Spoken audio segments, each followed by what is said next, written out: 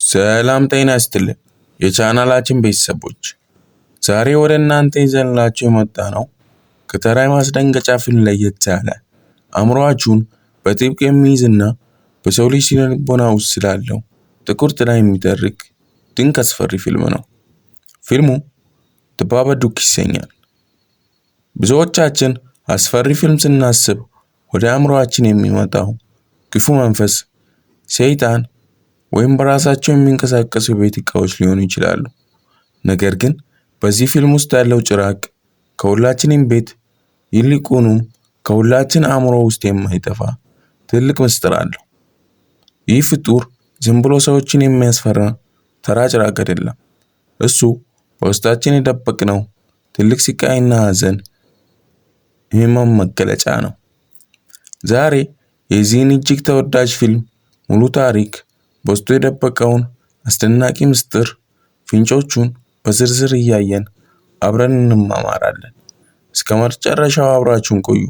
ለቻናሉ አዲስ የሆናችሁ ሰብስክራይብ ማድረጋችሁንና የደወል ምልክቱን መጫኑን እንዳትረሱ። ታሪካችን የሚጀምረው ኤሚሊ በተባለች አንዲት መበለትና ነጠላ እናት ነው። ኤሚሊ በየቀኑ የሚታየው አንድ አስፈሪ ቅዠት አለ። ከዓመታት በፊት እሷ ልትወልድ ወደ ሆስፒታል እየወሰደ የነበረው ባለቤቷ ኦስካር በደረሰባቸው ከባድ የመኪና አደጋ ሕይወቱ ያልፋል። ይህ አሰቃቂ አደጋ የደረሰው ልክ ልጇ ሳሙኤል በተወለደበት ቀን ነበር። ይህ ክስተት በኤሚሊ አእምሮ ውስጥ የማይሽር ከባድ ጠባሳ ጥሎ አልፏል። ኤሚሊ ከዚያ ቀን ጀምሮ የልጇን ልደት በደስታ አክብራ አታውቅም። ምክንያቱም ያ ቀን ለሷ የባለቤቷ የሞት መታሰቢያ ቀን ነበር። አሁን ላይ ሳሙኤል የ6 ዓመት ሕፃን ሆኗል። ነገር ግን ሳሙኤል እንደ ማንኛውም ሕፃን የተረጋጋ አይደለም። በጣም የሚረብሽ፣ በጭራቆች ፍርሃት የተናወጠ፣ እናቱን ሌሊቱን ሙሉ እንቅልፍ የሚነሳ አስቸጋሪ ልጅ ነው። ቤት ውስጥ ጭራቆችን ለማዋጋት ራሱ የሰራቸውን የተለያዩ መሳሪያዎችን እንደ ቀስት እና ወንጭፍ ያሉ ዕቃዎችን እየያዘ እናቱንና በዙሪያ ያሉትን ሰዎች በሙሉ እያሰጋ ነው። ሌሊት ላይ ሁልጊዜም ጭራቅ አልጋዬ ስር አለ እያለ ስለሚጮህ ኤሚሊ ለረጅም ጊዜ እንቅልፍ አጥታለች። እዚህ ጋር የፊልሙን አጠቃላይ ቀለምና ድባብ ልብ በሉ። ቤቱ የሚሰራበት የአረጋውያን መንከባከቢያ ማዕከል አልባሳቶቻቸው በሙሉ ሰማያዊ፣ ግራጫና ክፉኛ ድብርት የሚሰጡ ቀለሞች ናቸው። ይህ የሚያሳየው ኤሚሊ ባለቤቷ ከሞተ በኋላ ሕይወቷ ምን ያህል ባዶ፣ የደበዘዘና በሐዘን የተሞላ መሆኑን ነው።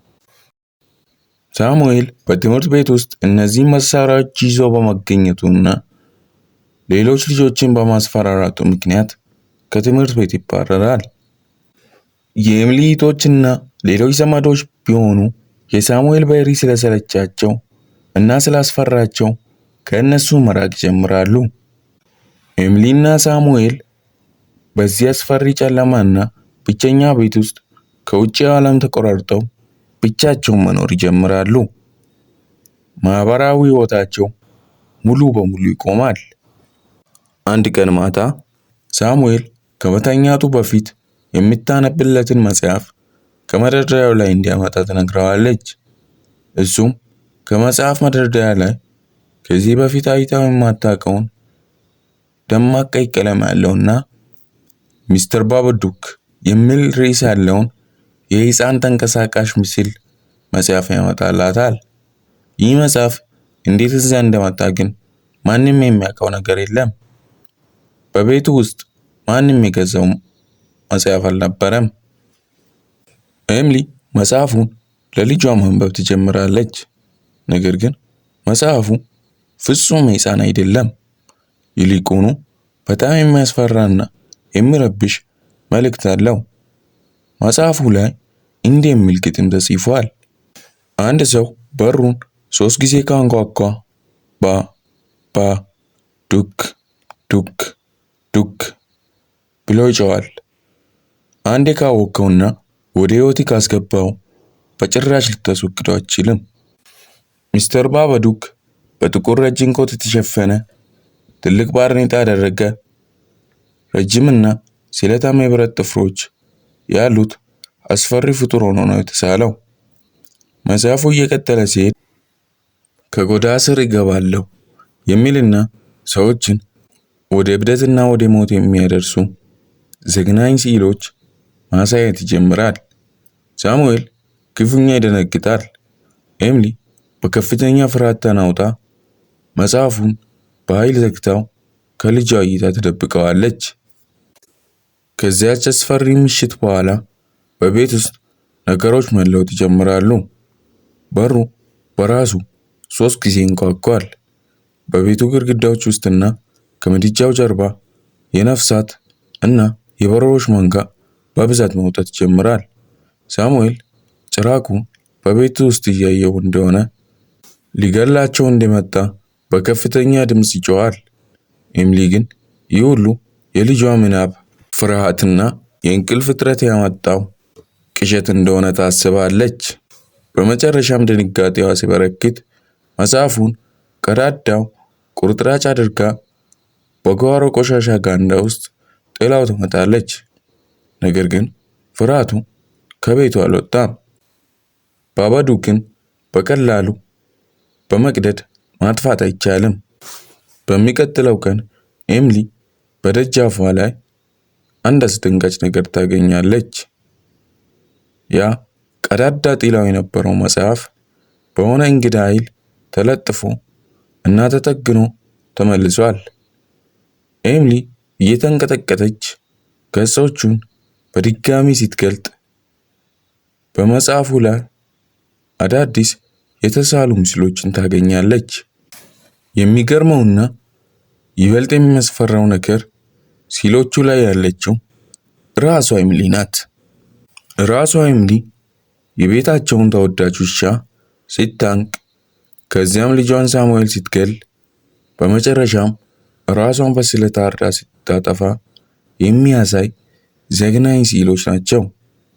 ይህን ስታይ ሙሉ በሙሉ አእምሮዋን ስታ መጽሐፉን በጓሮ ወስዳ በእሳት ታቃጥለዋለች። ነገር ግን እሳቱም ቢሆን መፍትሄ አልነበረም። ነገር ግን ፍርሃቷ፣ ብቸኝነቷና እንቅልፍ ማጣቷ አእምሮዋን ከቁጥጥር ውጭ እያደረገው ይመጣል። በቤት ውስጥ ያለው ስልክ ሲጠራ ሲታነሳ ከሌላኛው ወገን የሚሰማው ድምፅ የሰው አይደለም። ባ ባ ባ ዱክ ዱክ ዱክ የሚል የአስፈሪና ጎርናና ጩኸት ነው። ኤሚሊያ አሁን ላይ በምትሄድበት ሁሉ ጥላዎች ማየት ጀምራለች። ኤሚሊያ አሁን ላይ ሙሉ በሙሉ ራሷን መቆጣጠር አቅቷታል። ለቀናት አልተኛችም። ከቁጥጥሯ ውጪ በሆነ ስሜት ልጇ ላይ በጭካኔ ትጮኻለች። ምግብም ትነፍገዋለች። እንዲያውም በውስጧ ያለው ክፉ መንፈስ አካሏንና አእምሮዋን እየተቆጣጠረ እንደሆነ እናያለን። አንድ ምሽት ላይ ባባዱክ በክፍሏ ጣሪያ ላይ ተንጠላጥሎ ትልቅና ጥቁር ጥላ በመስራት ወደ እሷ ሲወርድ ፊት ለፊት ታያለች። ጭራቁ ወደ ኤሚሊያ አፍ ይገባል።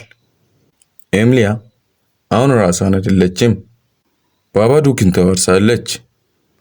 አእምሮዋን ሙሉ በሙሉ ተቆጣጥሯታል።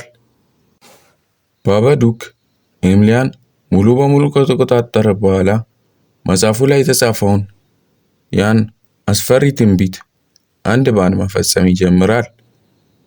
ኤሚሊያ መጀመሪያ የቤታቸውን ውሻ በጭካኔ ትገለዋለች። ይህ ትዕይንት በጣም ልብ ሰባሪ ነው። ከዚያ አይኖቿ ተለውጠው በጭራቃዊ ቁጣ የተሞላ የገዛ ልጇን ሳሙኤል ለመግደል ማሳደድ ትጀምራለች። እዚህ ጋር ነው የሳሙኤል እውነተኛ ጀግንነት የሚጀምረው።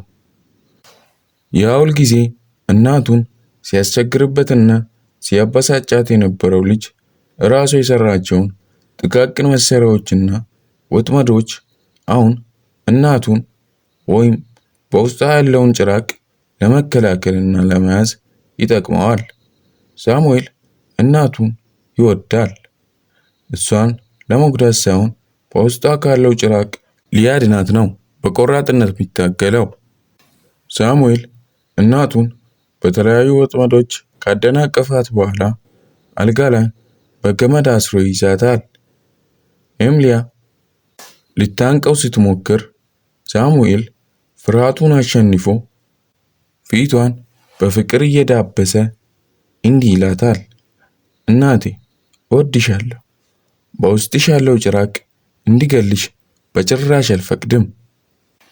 ይህ የሳሙኤል ንጹህና ቅን የልጅነት ፍቅር ኤምሊያ በውስጧ ከደበቀችው እውነት እና ስቃይ ጋር ፊት ለፊት እንድትጋፈጥ ያደርጋታል። ኤምሊያ ከውስጧ ያንን ጥቁር መንፈስ በትውከት መልክ ትተፋዋለች። ነገር ግን ባባዱክ በቀላሉ አይሸሽም። ሳሙኤልን በኃይል ነጥቆ ወደ ላይኛው ፎቅ ይወስደዋል። ኤምሊያ ግን አሁን ነፃ ወጥታለች። እንደ እውነተኛ እናትነቷ ልጇን ለማዳን ወደ ክፍሉ ትሮጣለች። ጭራቁን ፊት ለፊት እያየች ያለምንም ፍርሃት በታላቅ ድምፅ ትጮኻለች። ይህ የእኔ ቤት ነው፣ ልጄን አትንካው። ከፈለክ እኔን ግደለኝ፣ አለበለዚያ ከዚህ አሁኑኑ ውጣ ትለዋለች። ኤምሊያ ፍርሃቷን ትታ በቁጣና በጥንካሬ ስትጋፈጠው ያ ግዙፍና አስፈሪ ጭራቅ እያነሰ እየፈራ እና እየጮኸ ወደ ቤቱ ምድር ቤት ወይም ቤዝሜንት ሮጦ ይገባል። እናት ልጇን በጉልበቷ ትጠብቀዋለች። አሁን ፊልሙ ወደ ማጠቃለያው ደርሷል። ነገር ግን የፊልሙ መጨረሻ ብዙ ተመልካቾችን ግራ አጋብቷል። ከአደጋው በኋላ ኤምሊያና ሳሙኤል ደስተኛ ሆነው ይታያሉ። የሳሙኤልን የ7ኛ ዓመት ልደት ለመጀመሪያ ጊዜ በሰላም አከብራሉ። ነገር ግን ኤምሊያ ወደ ምድር ቤት ትወርዳለች። እዚያ ምድር ቤት ውስጥ ማን አለ? ባባዱክ አለ። ኤምሊያ ግን አሁን አትፈራውም። የአትክልት ስፍራ ትሎችን ሰብስባ በሳህን ታቀርብለታለች። ጭራቁ በቁጣ ይጮኻል። እሷ ግን ምንም አይደለም፣ ተረጋጋ እያለች ታባብለዋለች። ለመሆኑ ይህ ፊልም በትክክል ምን ማለት ነው? ባባዱክ ማን ነው? ኤምሊያ ባለቤቷ ከሞተ በኋላ ላለፉት 6 ዓመታት ሐዘኗን አልተወጣችም ነበር። የባለቤቷን ዕቃዎች በሙሉ ዘግታ ያስቀመጠችው ያ ጭራቅ ባለበት ምድር ቤት ወይም ቤዝሜንት ውስጥ ነው። ሐዘኗን፣ ቁጭቷንና ድብርቷን በውስጧ አፍና ስለያዘችው ያ ስሜት አድጎ ጭራቅ ሆነ። መጽሐፉ ላይ ምን ይል ነበር? አንዴ ካወቅከው ልታስወግደው አትችልም። አዎ፣ ሕይወታችን ውስጥ የሚገጥሙንን ከባባድ ሐዘኖች 100% ማጥፋት አንችልም። ሐዘኑን ሁልጊዜ በውስጣችን ይኖራል። ዋናው ቁም ነገር ያንን ሐዘን አምኖ መቀበልና መቆጣጠር መቻል ነው።